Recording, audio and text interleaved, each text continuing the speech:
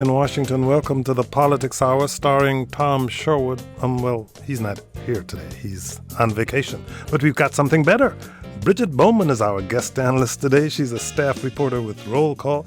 Bridget Bowman, thank you so much for joining us. Thank you for having me. I'm Kojo Namdi. Our first guest in studio today is Chris Van Hollen. He was just elected to replace retiring Maryland Senator Barbara Mikulski. He's currently a member of the U.S. House of Representatives. He's a Democrat representing Maryland's 8th District. Chris Van Hollen, Mr. Senator-elect, welcome. Kojo, it's great to be back. If you have comments or questions for Chris Van Hollen, call us at 800-433-8850. You can send email to kojo@wamu.org or shoot us a tweet at Kojo Show. You can watch the live video stream of the broadcast at our website, kojoshow.org, where you can also ask a question or make a comment there. Tom Sherwood will be back next week. In the meantime, Bridget Bowman, it would appear that Uber is threatening to pull out of Maryland. Why is this? That's right. So Maryland has a requirement that ride shares have to use FBI fingerprinting for background checks.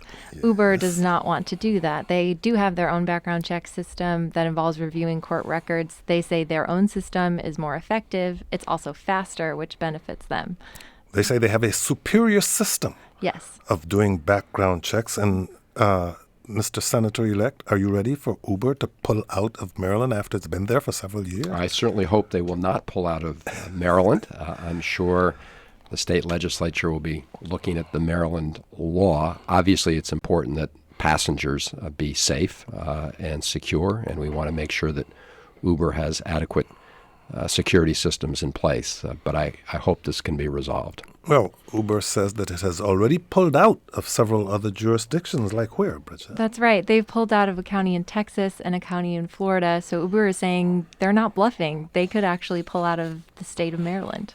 Well, there's going to, I guess, have to be some kind of negotiated settlement here. Could be your first task as a senator-elect. This will be a question of state law, but happy to get involved with the state legislatures and the governor to see if this can be resolved. Obviously, lots of our Maryland constituents benefit from the convenience of Uber, but they're also competitors to Uber. So I hope they're taking that into account as well. I omitted to say congratulations. Well, thank you. It's good to be back. And I do want to say to the listeners, to the people of Maryland, thank you for your support, and to people who, whether they voted for me or against me, I look forward to working with them and listening to them and working to move our state and country forward. Let's talk a little bit about the legacy that your predecessor, Barbara Mikulski, leaves. Big shoes to fill. From a legislative standpoint, what does Maryland lose with Barbara Mikulski? Well, Barbara Mikulski has been a fighter both for Maryland and for the nation. Thinking about the nation, the very first piece of legislation that President Obama signed when he came into office was the Lilly Ledbetter legislation, making sure that women who'd been discriminated against based on gender in their pay could have their day in court. And the court had denied those opportunities. We passed legislation overturning the court's decision. That was Senator Mikulski's legislation. So she's made a huge mark nationally. In Maryland, she's been a great fighter for federal employees, for federal agencies. Close to home here, we have NIH, we have FDA, we have NASA. We have a lot of military installations around the state. She's been a great advocate for federal employees and for federal investment in Maryland and around the country. So a lot of work to do. I've always said that when Senator Mikulski is with you, the force is with you, and I hope to pick up her mantle. Bridget. Congressman, you mentioned Senator Mikulski's been influential in federal investment. That, of course, is due to her seniority on the Appropriations Committee. But that seniority only comes with time in the Senate. Is there anything you can do as a freshman to ensure that those investments continue? Well, the first thing I'm doing is trying hard to get on the Appropriations Committee, which is going to be very difficult. There's only one opening on the Appropriations Committee. That's Senator Mikulski's seat. Had Democrats won a majority in the Senate, we would have gotten more seats on that committee. But because of the results, there's only one, and a lot of returning members are interested. But I'm going to keep working. Whether I'm on the committee or not, we're going to work hard to make sure that those investments continue. In the House, I served on the Budget Committee. I wasn't on the House Appropriations Committee, but still worked very closely with the Appropriations Committee to make sure that those investments continue. Those investments are essential for our national standing, our place in medical research at NIH, science, investment, infrastructure, education. They're also important to our regional economy. And so we're going to continue to fight on those issues. We got a tweet from some guy named Matt McCleskey who says he's a morning show host here. Never heard of him, but he says, what does it mean, given your leadership in the House, to be now the new guy? Well, there are clearly some benefits to coming over from the House. I've been with many of my new Senate colleagues, the freshman class, and a lot of them have come to Washington from out of state. So there is some benefit to me to having worked in the House and worked very closely with a lot of the senators over a long period of time on a lot of economic issues, budget issues important to Maryland. The Senate has a really important role to play now because the Senate is the one entity in the Congress that can actually protect the rights of the minority when you have, in this case, a Trump presidency and a Republican majority in the House. So we are really the last line of defense against efforts that may be coming down the pike to roll back important protections when it comes to civil rights or other issues that are held dear, I think, by the people of our state as well as our country. Okay, Matt, I did your bidding. Now leave me alone. What are your priorities going into the Senate? What issues do you hope to make your mark on in the Senate? Well, I want to continue to work on many of the issues I was working on in the House, and I think the Senate provides an even stronger platform for doing that. First, I will pick up the mantle from Senator Mikulski, not suggesting we're a replacement for Senator Mikulski, but build on her legacy in many ways. And we talked about the importance of fighting for federal investments in some of the agencies like NIH. There are also a lot of military installations in the state of Maryland. But I've also focused a lot on criminal justice reform. I think that's crying out for tackling. President Obama has made some important steps using his executive orders. I'm hoping those won't be rolled back, and I'm hoping we can move forward. I've also been working really hard on policies that create an economy that works for everybody, not just the folks at the top, including changing our tax code, getting rid of provisions that actually encourage American businesses and companies to move jobs and capital overseas and instead incentivize them to invest here at home. Climate change has been an area where I've introduced legislation, and I'm the author of something called the Disclose Act, which is designed to get this big secret money out of politics. So a big agenda and a lot of work to do. Congressman, on the campaign, too, you talked about some more progressive policies like $15 minimum wage, addressing student loan debt.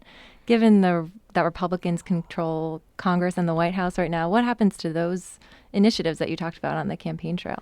Well, you're right, I did. And that goes under the umbrella of building an economy that works for everybody. And we will continue to fight for those issues. I recognize, I'm a realist, I recognize that we don't have a majority in the Congress right now on some of those measures, but there are other measures I pushed forward that we might have a chance. So, for example, expanding the Child Independent Care Tax Credit.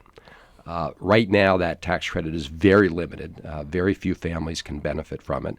When you're choosing to go into the workforce, you have to consider the costs you're going to pay to make sure your kids are in a safe, quality environment. So expanding the Child Independent Care Tax Credit is something we might be able to achieve together. That's one example. Closing down some of these tax breaks that I mentioned that actually incentivize businesses to move jobs overseas as opposed to investing here in the state of Maryland and around the country is another. So there are areas where we may be able to make progress on the whole and focus on trying to build an economy that works for everybody. In case you're just joining us, our guest is Chris Van Hollen. He was just elected to replace retiring Maryland Senator Barbara Mikulski. Our guest analyst is Bridget Bowman. She is a staff reporter with Roll Call. Later in the broadcast, we'll be joined by Phil Mendelson. He is chairman of the D.C. Council. He's a Democrat, but if you'd like to join the conversation now, give us a call, 800-433-8850. Send us a tweet at Kojo Show or email to kojo@wamu.org. We got a tweet from Christine who says, Senator-elect Van Hollen's number one priority, hands down, should be voting no on Trump nominees. I won't say how she characterized those nominees. This is a family show. But one of the biggest issues that you and other Democrats face, the Supreme Court. Senator Dianne Feinstein, just named ranking member of the Senate Judiciary Committee, has vowed to scrutinize Trump's nominees. But what procedural tools do Senate Democrats have to block a nominee? Well, this is a really big and important issue. We've seen incredible abuse by Senate Republicans over the last year. Their refusal to take up the nomination of Merrick Garland, President Obama's nominee to the Supreme Court. And now they're in a position to try to put people on the court that could reverse the progress we've made in this country. And so this is going to be a big battle coming up. We've seen really bad signs from the Trump administration so far, the president-elect, with respect to the appointment of Steve Bannon to a high-level position in the White House. I've called for Trump to reverse that decision. He said the night of the election he wanted to be the president for all Americans. But by making that appointment, he sent the message in the opposite direction. What is your specific objection to Steve Bannon? Bannon has been a person who ran the platform, the media platform, that became the gathering place for a lot of hate, bigotry, sort of racist remarks, anti-immigrant remarks, anti-Jewish remarks, and there's really no place in the White House. There should be no place in the White House for somebody like that. Now, he doesn't come before the Senate for confirmation. Other appointments do. The recent appointments to Attorney General of Senator Jeff Sessions and other appointments, including the judicial appointments, the Supreme Court appointments, will come before the Senate, and they will get rigorous scrutiny, and we will use all the tools at our disposal to make sure that people are not put into positions where they can reverse the progress we've made towards social justice in this country. On to the telephones. Put on your headphones, please, because we're going to start with Rivka in Amherst, Massachusetts. Rivka, you're on the air. Go ahead, please. Hi. Congratulations, Senator-elect Van Hollen. I'm really excited about your new position. Thank you. I'm wondering if you can influence the NIH, the National Institutes of Health, which I know is in your district. Specifically, I'm wondering if you could influence them to finally help the 1 to 2.5 million disabled Americans who suffer from ME, which stands for myalgic encephalomyelitis. It's a really severe neurological condition, and they've essentially ignored it for 30 years.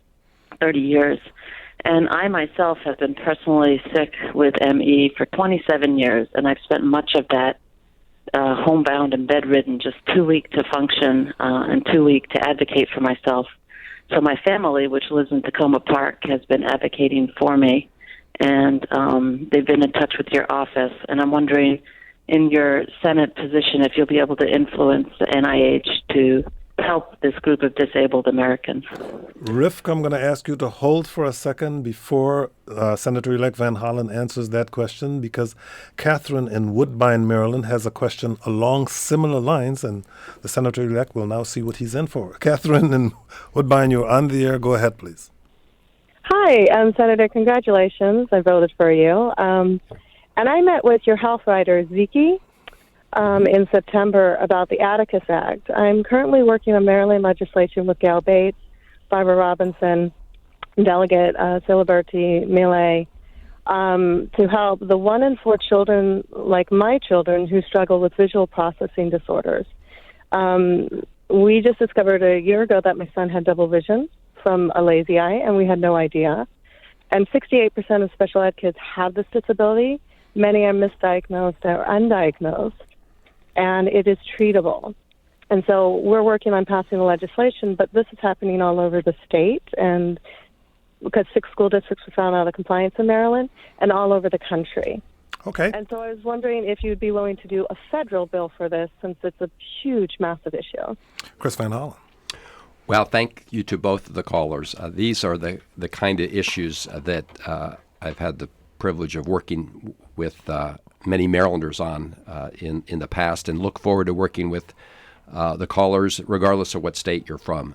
NIH does need to focus on all the diseases that impact American families, and including rare diseases. And ME is certainly one of those diseases that has not gotten the attention that it should. Part of changing that is exactly what the caller said, which is organizing, advocating, raising awareness.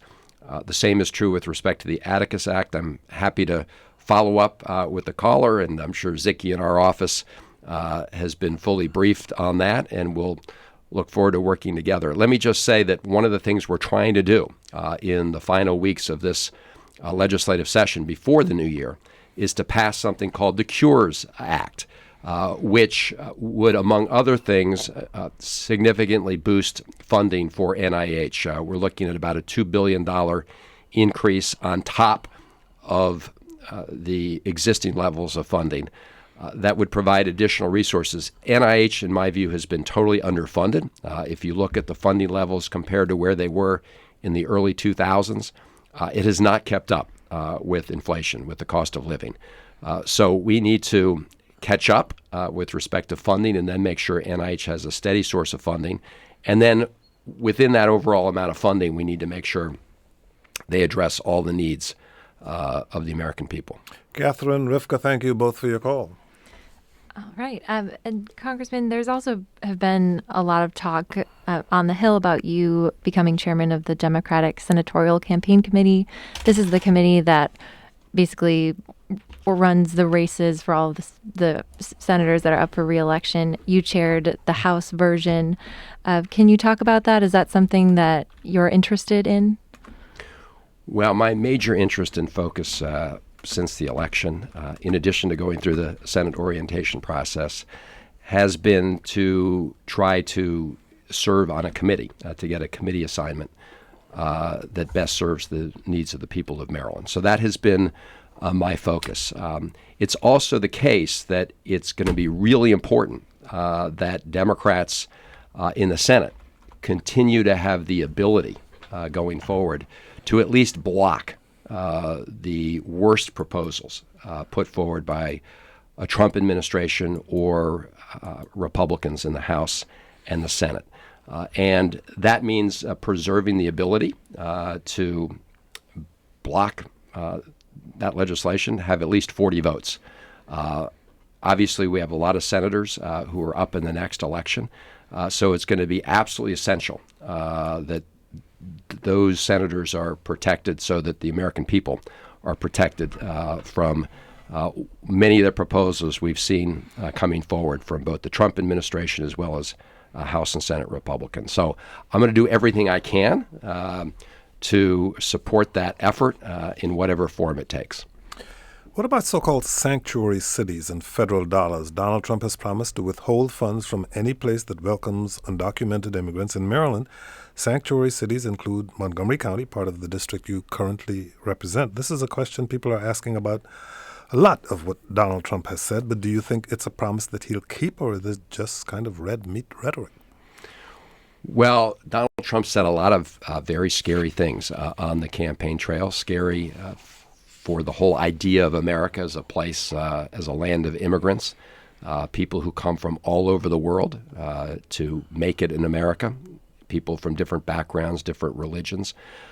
And if he were to follow through on his campaign threats, it would undermine that idea of America, the idea of America you get when you come into the New York Harbor and see the Statue of Liberty. So we're going to be working very hard to prevent Donald Trump from undermining those efforts. There was an editorial in the New York Times today about one of his lead spokespeople talking about requiring people to register if they're part of the Muslim faith. And this spokesperson actually talked favorably about the Japanese internment camps that were set up in World War II, which was a stain, a moral stain in the history of our country.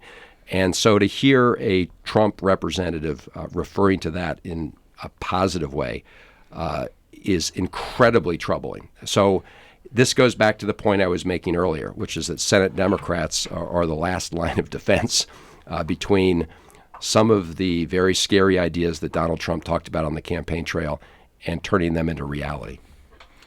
The House of Representatives, while you were there, you served as the top Democrat on the Budget Committee. You'll bring those chops presumably to your work in the Senate. President-elect Trump has proposed spending an unprecedented amount, $1 trillion, on infrastructure projects, including roads, airports, mass transit, the electrical grid. I'm interested in your thoughts on that proposal and what it might mean for our region.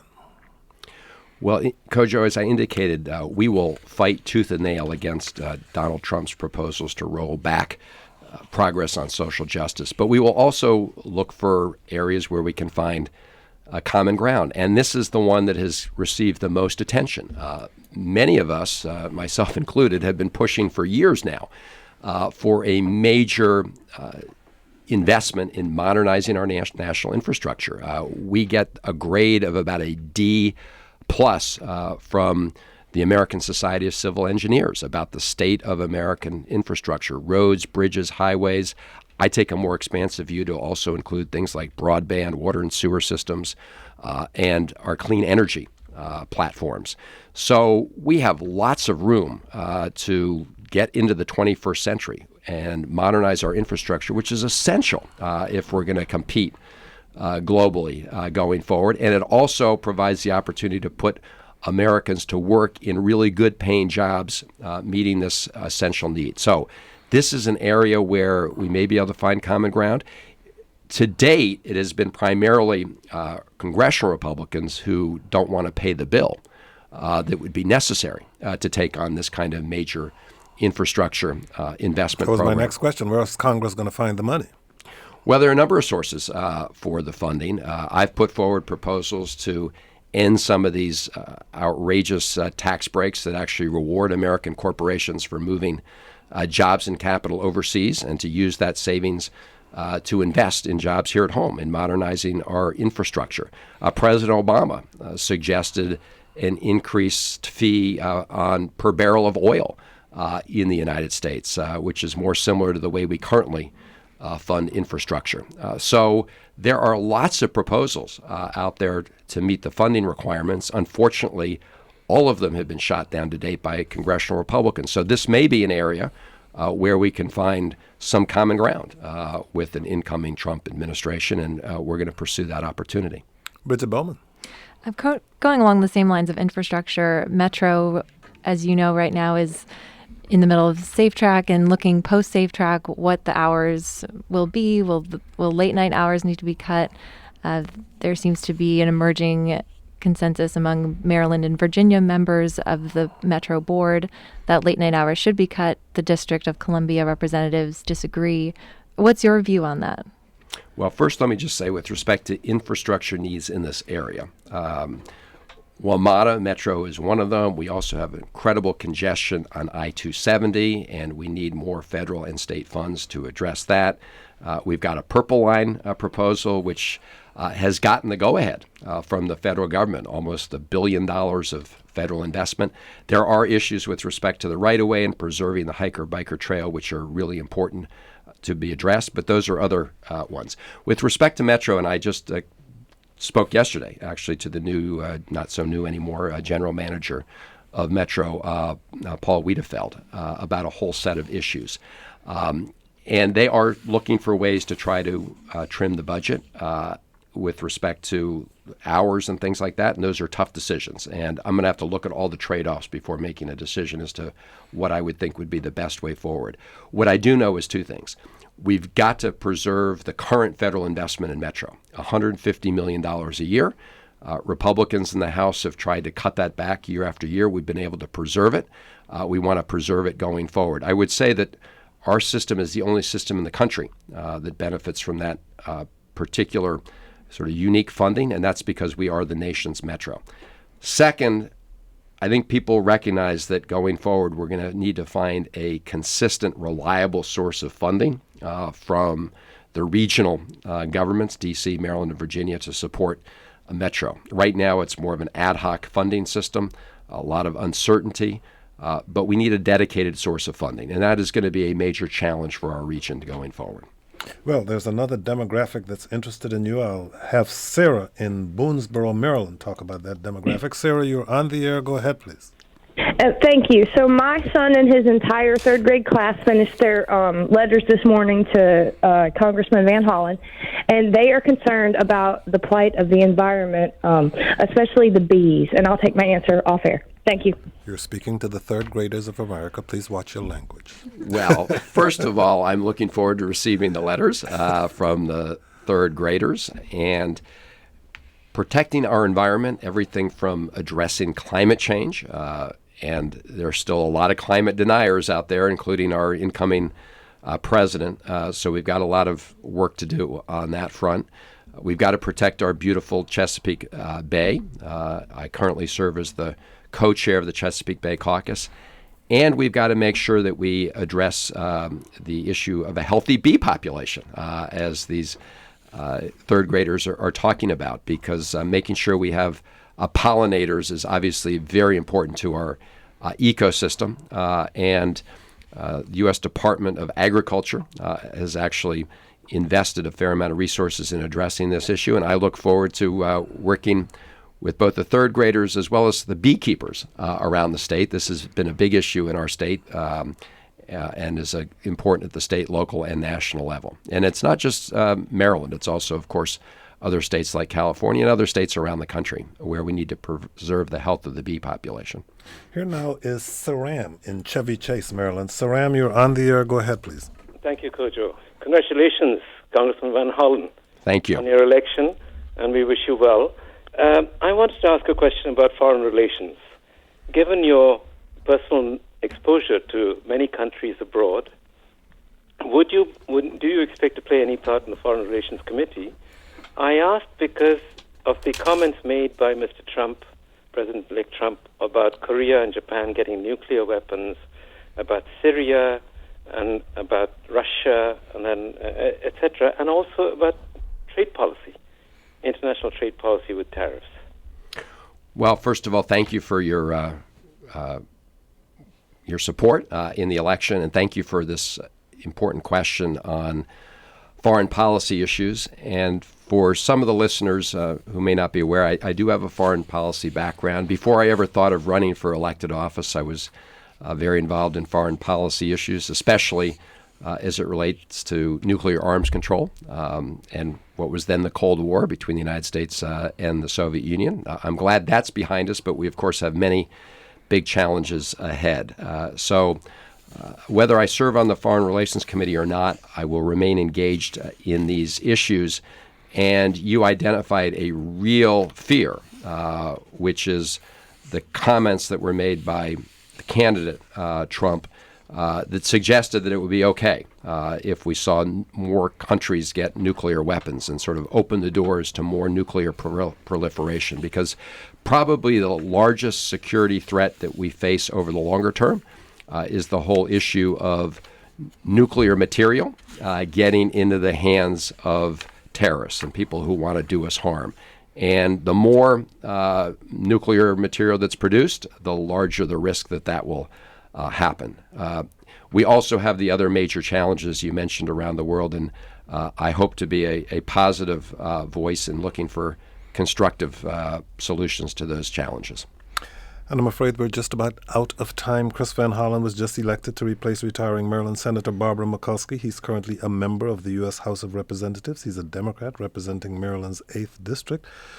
Chris Van Hollen, thank you so much for joining us. Thank you. And I would mention one other thing, Kojo. Yesterday, we just announced that the Department of Labor is providing a $5.6 million grant to Montgomery College to train more students in areas of IT and cybersecurity. And that's the kind of thing we need to do to build better pipelines between learning and jobs. in our state and around the country. So that will benefit Montgomery County, Prince George's County, Frederick County, and the students in all three. And it only happened because I was the commencement speaker at Montgomery College this past There you go, the secret link. Exactly right. Once again, Christopher Van Hollen, It's great thank to you be so here. much for joining Thank you. us. We'll be joined shortly by Phil Mendelson. He is chairman of the D.C. Council. Our guest analyst is Bridget Bowman. She is a staff reporter with Roll Call. And Bridget Bowman, it's my understanding that Virginia Senator Tim Kaine, who some people thought should run for president in the year 2020, may not be doing that. That's right. He told his local newspaper, the Richmond Times-Dispatch, that he is not going to be running for president or vice president in 2020. He wants to stay in the Senate. He'll be running for re-election again as a senator. And in his view, this, as Congressman Van Hollen was talking about, the Senate can be a real check on a Trump presidency. Well, senators are allowed at some point during their terms to change their mind. Also true. We'll have to see whether that happens or not. Joining us now is a man who never changes his mind, Phil Mendelson. He is chairman of the D.C. Council. He is a Democrat. Chairman Mendelson, thank you so much for joining us. I haven't changed my mind in 64 years. 64 years? I thought you were like 33 years I old. am. If you have questions or comment for the mendacious Council Chairman, you can call us at 800-433-8850 or send email to kojo@wamu.org. Phil Mendelson, President Trump will be inaugurated in January here in the district. What role does the district play in the planning, and what about accommodating protesters, tens of thousands of whom are expected to attend? Well, it may be a challenge. It won't be new. We've had demonstrations in the past around inaugurations. The district works closely with the federal government, particularly with regard to security, but also a lot in connection with the parade. And so those planning efforts have been going on actually for months. Mayor Bowser said she plans to attend the inauguration and said she found common ground in Donald Trump's acceptance speech. How about you? Well, I think the common ground she was referring to, that we all find common ground in, is his comments with regard to infrastructure. In fact, that's what I've heard over and over, is folks citing to his comments regarding infrastructure. You may remember, Kojo, I was actually on this show a year ago, 2 years ago, when the Council of Governments, when I was then chairman of the board at COG, released an infrastructure report, and actually was surprising how many people called in regarding that. They don't call in when I'm here on Friday, but they called in that day because infrastructure is a big, big concern. And yeah, there is some common ground there if, in fact, there's follow-through with regard to the federal government in that. Are you planning to attend the inauguration? Yes. Oh, well, good. Here's Bridget Bowman. There was some talk in the council about not erecting the public stands, I think, in front of the Wilson building. Yeah. Do you have a view on that? Yeah, and the majority of the council, the overwhelming majority of the council felt that we should go ahead with having a viewing stand. Mm-hmm. There was a significant sentiment that it should be scaled back a bit, and I talked to the mayor about that. Why is that? Well, I think it was actually a couple of reasons, but sometimes in past inaugurations, that viewing stand has seemed a little, how do I want to put this delicately, extravagant. It's almost like a. You didn't have any problem with it the last time around. No, I think there were some folks who felt it. Just you didn't hear these complaints early on, but there were some folks who felt it.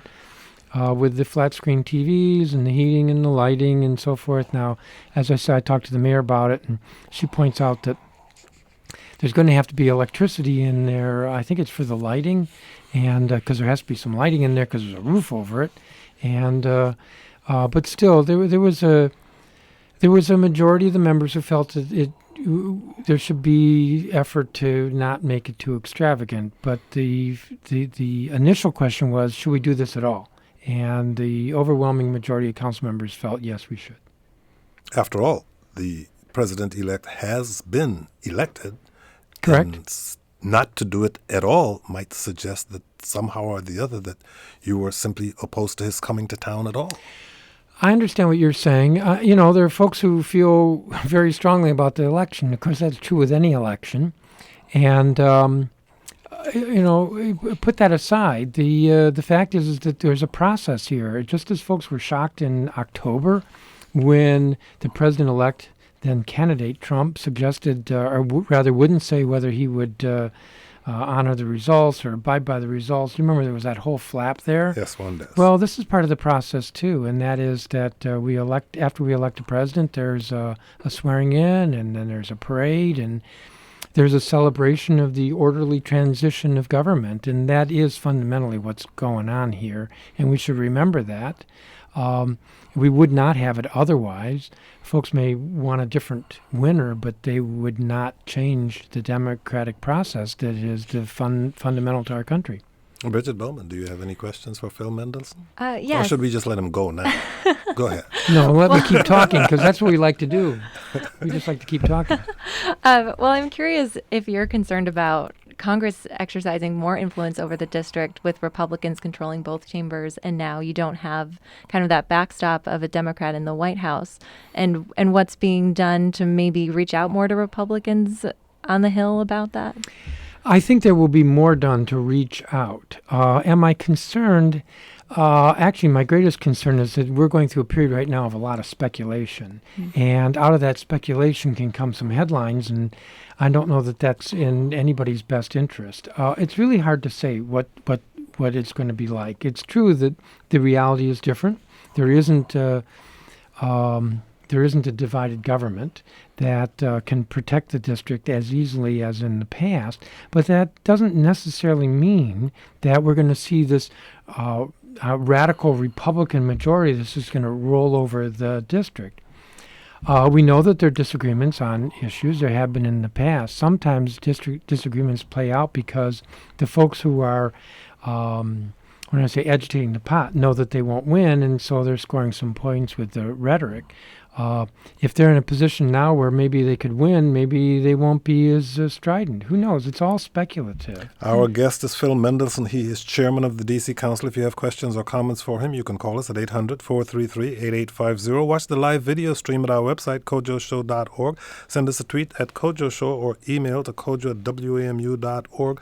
On Thursday, D.C. became the nation's 7th jurisdiction to allow terminally ill patients to end their own lives with the assistance of a physician. First, this is a controversial and sensitive issue for many. What did the council weigh, and how did it come to this decision? Well, what we did was we adopted legislation that's similar to what the law's been for something like 20 years in Oregon. We call it, our local law is called death with dignity. There are a number of steps in the process that are designed to be safeguards to protect against the concern that an individual might be persuaded to take their life when they don't want to do that. The experience in other states that have this, and Oregon isn't the only state, is that there are very few people who actually do take advantage of the legislation, and there are no instances of the coercion. There are allegations, but there's no evidence of it. Still, we have a number of safeguards in place. I was about to say, because we've heard concerns from both the religious community as well as the African-American community who feel that this could lead to the most vulnerable, the poor, the uninsured, being pressured to end their own lives. Does the legislation address those concerns? I think it does. But some of the objection, such as from the church, is I want to say theological, faith-based. It's faith-based, and I want to respect that. We went through a similar debate when we adopted marriage equality, and the reality is that what we're doing with this legislation is enabling a choice. We're not requiring anybody to do this, and if it's against your religion, the idea that you would take your life, you don't have to do it, and there's nothing coercive about the legislation. It's about choice. And when you look at it that way, I think it's fair to ask whether government should be stepping in and saying, yeah, I know that Gramps is terminally ill and that he's got 3 months to live and then he's in a lot of pain, but we, the state, we're going to say, sorry, Gramps, but you can't, you can't end it sooner, end your misery. Bridget. I'm curious if you're getting any sense from Congress, any opposition to this. It's, as you know, obviously, the law has to go through 30 days of congressional review. Yes. Congresswoman Eleanor Holmes Norton has said, I'm going to defend this because she's hearing that outside groups have been intending to lobby Congress to block this legislation. Is that a real Well, possibility? I've heard nothing directly. What you're saying is not a surprise because I have heard indirectly. The lobbying in the council, the lobbying at the council, as we were considering the legislation, was interesting because it was a lot of out of state individuals and national groups. There were some local citizens who were very upset, but the vast majority of comments were out of state. And so they're going to Congress wouldn't surprise me. I think it's unfortunate. And, you know, the history of the District of Columbia is one of Congress intervening when there's an issue that is of some national, has national controversy around it. So it could happen. If it does, I will defend it. The council supports the mayor's stated sanctuary city policy. It's my understanding there was a public hearing yesterday. What are you hearing from residents about this? I'm hearing a lot of concern that, I shouldn't say concern, I'm hearing a lot of fear. I think it's sad that there are people in this country who today are very much afraid that they're going to be mistreated, discriminated against, expelled from the country when they feel they've done nothing wrong or that they've tried to be here legally. And I just think that the fear is unfortunate, but it's a reality that people are feeling that way. And I think government has a responsibility, both local and federal, have a responsibility to reassure individuals in our country. But what the president can do in that situation is to withhold federal funding from the jurisdiction. How would that affect the district? Well, no, that's not what he can do to make these people feel better. That's what he can do to make them feel less better. That's what he can do. Yes, and I would hope he wouldn't do that. You know, this term sanctuary city, I got to tell you that I've not heard it talked about so much as I have in the last few days or week. We've taken steps over the last few years to try to step out of this whole immigration mess that the federal government has brought to us. And I say they brought it to us because while there's been talk about legislation that would resolve immigration nationally, they haven't done anything. And so we have a lot of undocumented citizens or undocumented residents in this country. And unfortunately, the election has made many of them feel very insecure. But what we've done in the district is we've said that, for instance, we're not going to be an extension of the immigration process. We're not going to get in the way, but we're that's a federal responsibility. And in fact, the Constitution says that it's federal, and so we've stepped out of that. And in that sense, we've been characterized as a sanctuary city, and I think that's a good thing. Don your headphones, please, because here's Leslie in Washington, D.C. Leslie, you're on the air. Go ahead, please. Hi. I'm calling relative to the discussion of death with dignity. I'm wondering what the state of palliative care units in hospitals in this city are. How well developed are they? How well funded are they?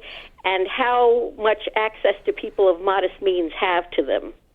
I'm not aware of there being any anything, how do I put it, undeveloped in that area. That I've not heard complaints that palliative care is not available, or that it's not available economically or in actuality. That didn't come up at all in the hearings, or no, it did not. I mean, I'm aware of it because I had elderly parents who both went through illnesses before they died. Bridget Bowman. I guess kind of changing topics here, if you're interested, Kojo. No, I'm not. But no? Go ahead. Okay. I'm interested. Phil's interested. I just wanted to get your response to the former D.C. Schools Chancellor, Kai Henderson, being censured for soliciting large donations from a contractor, and also if you have any update on the search for a new chancellor. Well, I heard the news reports about her being censured. I thought it was interesting that she was censured, not fined. And I think some of that could be because she's left office. I have a very high regard and a lot of respect for Kaya. I think she did a great job with the schools. And I don't know the details of how this came about. as I recall, the details are, to the extent that I know them, are that there was a food service contractor, and I think that contract was before the council, and she went to them about the same time to get a contribution from the company to underwrite a, I want to say an academic awards I think it was a program. teacher recognition and award ceremony. Yeah. So, I mean, there wasn't anything personal about it. It was in promoting teachers and education. But still, I'm not going to criticize the decision of the Board of Ethics and Government Accountability for looking at the facts and concluding that she had acted improperly. But her departure brings up this issue. The head of the D.C. Department of Corrections is stepping down this month. Yes. That makes it the fourth department to lose its permanent leader in the district. The police, public schools, Department of General Services are the other three. Some are And Child concerned. and Family Services Agency. Child and Family Services So Agency. it's 5. Some are concerned that the mayor is not moving quickly enough to permanently replace those key leadership positions. Should this be a cause for concern, or do you see it as, well, an opportunity for the mayor? It could be both. I am concerned that there are 5 vacancies, and usually you don't see this kind of turnover until near the end of first term, or the end of a term. But I think there's some explanation with regard to the chancellor and the chief of police. With the chief of police, and I don't want to speak for the mayor, and I've asked her what her plans are, and I can't. She's kind of kept it close to herself. But with the chief, we're now going through this inaugural planning phase, and it could be destabilizing to be going through a big search. I like Pete Newsham. I think he's good, and I think he would be fine as the permanent chief, and that would actually be stabilizing right now. But plan B would be to have him as interim. The department is stable. He's been in the department for 30 years, so there's a good continuity. Assistant chief under Kathy Lanier. So let it be until after the inauguration, and then come up with the permanent nominee, who, as I said, I hope is Chief Newsham. With regard to the chancellor, the law has a very detailed process of vetting and community input, and I think there's supposed to be a committee that's supposed to have some input or look at the candidates. And this was all written into the law by Adrian Fenty when he became mayor and took over the school system. And so that's time-consuming, and that would explain why we haven't seen any announcement there sooner.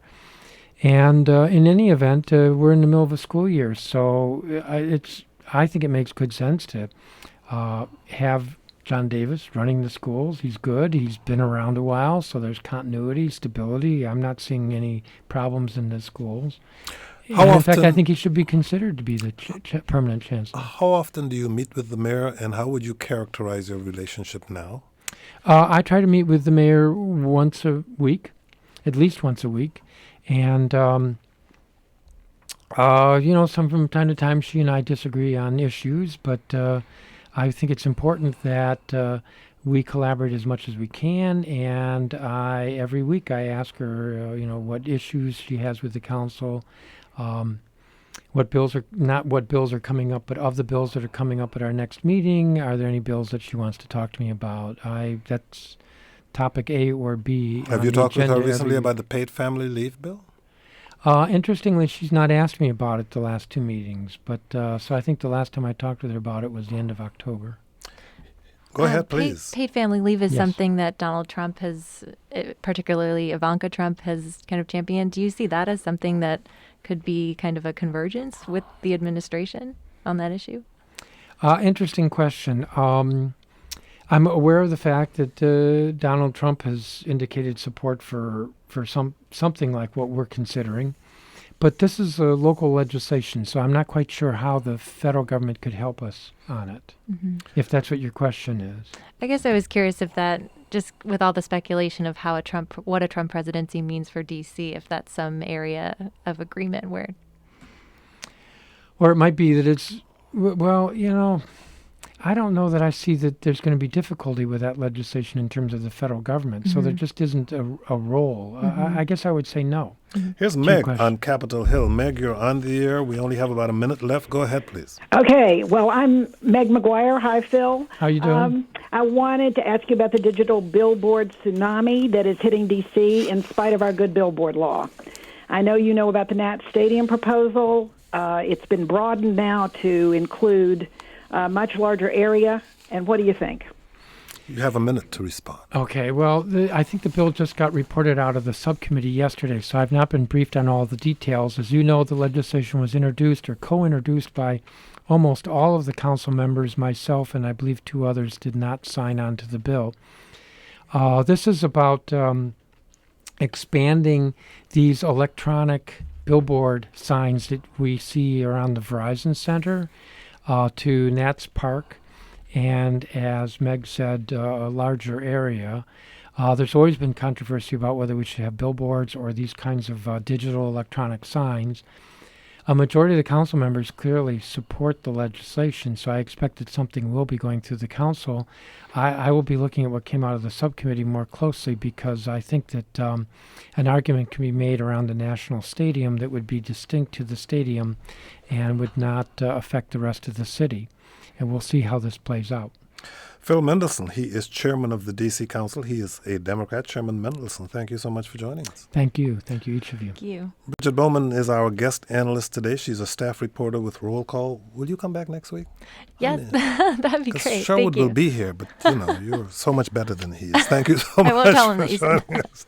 That's it for the show today. But remember, we talked with the newly minted National Book Award winner for fiction earlier this year. Colson Whitehead talked with us about his novel, The Underground Railroad, in late September, discussing the import of historical fiction and knowledge of our shared past as we move ahead as a nation. Take a listen at kojoshow.org and check the novel out if you haven't already. Though, if you want to check it out from the D.C. Public Library, you will be number 335 on the hold list. Whatever you read this weekend, be sure to meet us back here Monday at noon. We meet Gallaudet University's first female deaf president. Roberta Cordano joins us to talk about the major transitions in and around the school and what it all means for the future of the 150-year-old institution. That's all coming up Monday at noon. Until then, thank you all for listening. I'm Kojo Nnamdi. The Kojo Nnamdi Show is produced by Michael Martinez, Ingelisa Schroepsdorf, Taylor Burney, Elizabeth Weinstein, Ruth Tam, and Avery Kleinman. The engineer is Meg Bunting. Podcasts of all shows and audio archives are available at our website, kojoshow.org.